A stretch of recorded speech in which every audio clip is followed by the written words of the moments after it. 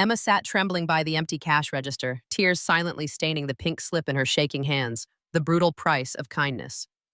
Outside, millionaire Mark Bennett watched helplessly, guilt and rage surging through him. But what happened next will shock even those who thought they'd seen everything. But first, let's go back to the beginning. It began to snow softly, tiny flakes landing silently on Mark's worn-out coat, melting away, as if even nature hesitated to accept him in his newfound condition. From the alleyway shadows, the bright lights of the diner painted distorted reflections on the slick pavement, magnifying the warm interior that seemed infinitely far away. Mark's throat tightened painfully. He'd walked this street countless times, indifferent to the figures curled in the doorways or huddled beneath newspapers and cardboard shelters. Tonight, however, each glance from passing pedestrians pierced him. Each avoided eye contact, an unspoken indictment of his invisibility. He drew closer into himself, shivering not only from the Chicago chill, but from the penetrating cold of anonymity. Across from him, an elderly man coughed violently, pulling a ragged scarf tighter around his frail frame.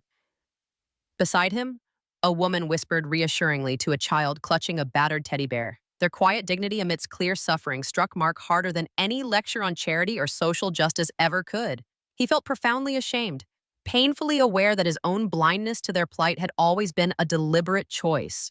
From his vantage point, Mark watched Jared through the diner window, laughing and warmly greeting guests in expensive suits, his manner transformed completely from moments ago. Mark felt an unexpected rush of anger, sharp and bitter, directed not only at Jared, but also at himself. How often had he dismissed people without a second thought, convinced of their worthlessness simply by the measure of their appearance or circumstance? Tonight, he was the worthless one, stripped of all status, invisible by the mere change of clothes, reduced to nothingness in the eyes of those whose acceptance he'd once effortlessly commanded. A surge of hunger gnawed sharply at Mark's stomach, reminding him of his carefully planned fasting for authenticity. The gnawing sensation was new to him, disturbing in its intensity, relentless in its persistence. Each pang clarified the stark divide between those who worried about the flavors and presentations of their meals, and those for whom mere scraps could mean survival. His discomfort quickly transformed into genuine pain, deepening his empathy and cementing the weight of his privileged ignorance. Lost in contemplation, Mark barely noticed as the street began to clear, leaving only the desperate souls like himself beneath the streetlights. Night fell heavier now, oppressive in its silence, broken only by distant sirens and whispered prayers. Mark felt a sudden, overwhelming sense of isolation. Not the comfortable solitude he was accustomed to, but a chilling, crushing loneliness that he suspected was the nightly companion of these forgotten souls. And within that moment, beneath the indifferent glow of city lights and amidst the cold and silence, Mark Bennett knew with painful clarity that he had stepped irreversibly across an invisible threshold. The truth he'd sought tonight was not merely about suffering or poverty. It was about humanity, about recognizing his own complicity, about confronting the unseen and the deliberately ignored. As the snow gathered around his tattered shoes, he promised himself he'd carry this revelation forward, not as penance, but as purpose. Inside the diner, warmth enveloped Mark like a long-forgotten memory, mingling the scents of fresh coffee and sizzling bacon. Every detail of the place, from the chipped formica tables to the faded vinyl booths patched with duct tape, spoke quietly of resilience. Emma moved gracefully between tables, her demeanor gentle yet purposeful, reassuring regular customers with easy banter, while swiftly clearing empty plates and refilling mugs without missing a beat. It struck Mark profoundly that here, kindness was not a practiced courtesy, but a natural rhythm of everyday survival. Emma glanced periodically in Mark's direction, her eyes gentle but cautious, aware of how fragile dignity could be, especially for someone visibly burdened by hardship. She didn't hover or patronize. Instead, she created space, allowing him to regain composure in private. Mark noted with growing respect how she handled each customer as if they were family members she hadn't seen in ages, her warmth never dimming even when dealing with curt demands or weary complaints. She treated both gruff truck drivers and lonely elderly patrons with equal tenderness, intuitively sensing each person's emotional needs long before they voiced them. As Mark ate, slowly savoring the simple but comforting meal, he became acutely aware of the gentle solidarity woven into every gesture Emma made. He noticed how she subtly slipped extra biscuits onto a young man's plate, his construction clothes dirt-stained and threadbare. How she whispered encouragement to a teen waitress, visibly anxious on her first shift. How she discreetly covered an elderly couple's tab, waving away their confused protest with a laugh that masked the deeper weariness in her eyes. Each act seemed small, yet collectively they spoke volumes about the quiet heroism required to maintain dignity in poverty's relentless shadow. Overwhelmed by these observations, Mark felt an unfamiliar humility rising within him, a gratitude mixed with embarrassment at his previous ignorance. Emma's actions forced him to reckon with his lifelong detachment from the reality of daily struggle and quiet sacrifice. She was illuminating a truth he had long avoided, that strength and worth were not measured in wealth or status, but in moments of kindness, enacted without expectation of reward. Emma briefly caught Mark's gaze again, and in her eyes, Mark perceived a fleeting sadness, a recognition of hardship she carried yet refused to voice. He saw clearly how her compassion sprang not from excess but from intimate familiarity with pain. Mark felt a deep ache as the weight of that realization settled within him, compelling him to confront the reality he'd always chosen to ignore. Genuine humanity was often found in the quietest places, carried by people like Emma, whose everyday lives exemplified profound courage, resilience, and grace. The diner's emptiness echoed around Mark, amplifying the silence like a cruel mockery of the warmth and life he had experienced just 2 nights before. The cheerful clinking of plates, soft murmurs, and occasional laughter that had infused the humble space with quiet dignity were gone, replaced by an oppressive void. Emma sat motionless, the pink slip trembling slightly in her grip. Her face, normally luminous even beneath exhaustion, now appeared hollow, drawn taut by anxiety and disbelief. Tears glistened in silent trails down her cheeks, speaking volumes she could not bring herself to voice aloud. Mark felt a sudden, sharp ache, as though the injustice he had long ignored now stabbed at him with acute precision. Jared's arrogant dismissal wasn't merely the loss of employment. It represented a ruthless assault on Emma's dignity and worth. The flimsy paper in her hands was not just proof of her job termination.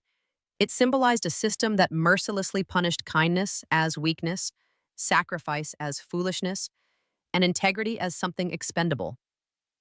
Emma, oblivious at first to Mark's quiet entrance, finally glanced upward. Her eyes widened in recognition before quickly falling in embarrassment, an instinctive reaction that twisted Mark's heart further. He saw clearly her desperate internal struggle, the humiliation of needing help versus the stubborn determination to survive alone.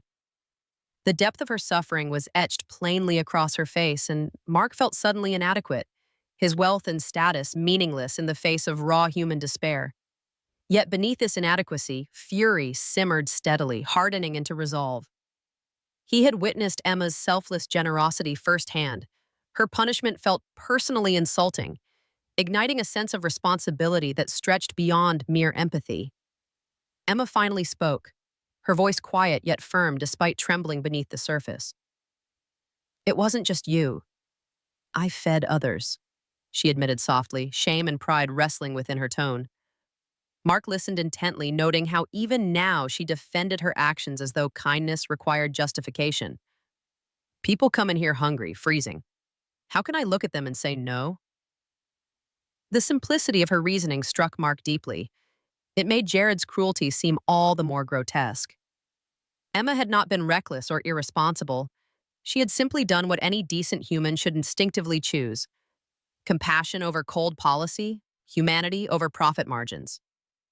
Mark felt compelled to apologize, not merely for her predicament, but for the callous indifference of his own privileged world, a world that had made cruelty profitable and kindness a liability.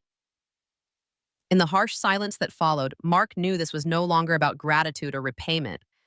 It had become profoundly personal, a defining moment demanding action rather than mere sympathy.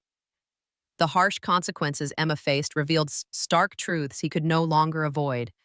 If the world punished compassion, then it required confrontation, resistance, not passive observation. Emma's quiet dignity, now unfairly wounded, deserved more than recognition. It demanded justice.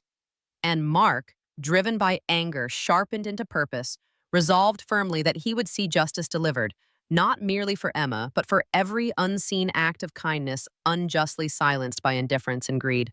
Emma watched with stunned disbelief as the quiet, familiar corner of her world transformed rapidly into a whirlwind of purposeful motion. A small army of skilled laborers moved with synchronized precision, dismantling faded counters, peeling away years of chipped paint, and carefully extracting worn-out fixtures that had witnessed generations of quiet conversations. The cacophony of power tools and bustling energy radiated a promise, not merely of aesthetic renewal, but a powerful restoration of dignity that Jared's cold cruelty had attempted to strip away. Mark, standing confidently beside her, projected an aura of determination tempered by humility. Each instruction delivered firmly yet respectfully to the bustling crew. Emma's heart pounded loudly in her chest, the sensation almost unreal. Her mind raced back to countless sleepless nights, the suffocating dread that had tightened her throat whenever she considered the fragile boundary between survival and ruin. How often had she stared into her daughter's sleeping face, promising herself that somehow, no matter how impossible, it would all work out. Now here she stood, witnessing not simply a renovation, but the realization of a hope that had always seemed tragically unattainable. Local neighbors began congregating at the edge of the sidewalk, curious murmurs rising into an excited hum as word spread quickly of Emma's astonishing reversal of fortune. Faces she recognized from years of loyal patronage stared openly, wide-eyed, smiling with pride as though her triumph were their own personal victory. Elderly regulars nodded knowingly, relieved by a justice they'd quietly hoped for, while younger passers-by shared excited whispers of a modern-day fairy tale unfolding right in their community.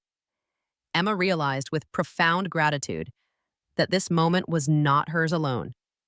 It belonged equally to every soul who had ever felt invisible or undervalued. The sight of Jared's upscale diner across the street, darkened and now under Mark's ownership, added a sweet vindication to Emma's astonishment. Jared himself lingered bitterly near his empty diner, disbelief mingling with wounded pride visible on his face. Emma felt no joy in Jared's humiliation, only the profound relief of witnessing the scales of justice finally balancing. His disgrace was not just personal, it symbolized a public repudiation of arrogance and cruelty, reinforcing a lesson that dignity and decency were not commodities to be bought or discarded at whim. Mark approached Emma again, his eyes reflecting deep sincerity. "This isn't charity, Emma," he said softly, as if sensing her lingering discomfort. "It's a long overdue repayment of a debt, my debt to every person I once overlooked, to every silent act of courage and compassion I took for granted. Your generosity didn't just feed me, it woke me up." Emma, overwhelmed by the weight of Mark's words, finally allowed herself to embrace the reality unfolding around her. The freshly painted walls, new furniture, and shining appliances were not merely replacements of old objects. They embodied Mark's acknowledgement of her quiet strength, resilience, and humanity. The diner, reborn and radiant, was more than a business. It stood as a testament to kindness triumphant, a living promise that compassion, though often hidden and quietly offered, could ultimately redefine an entire community.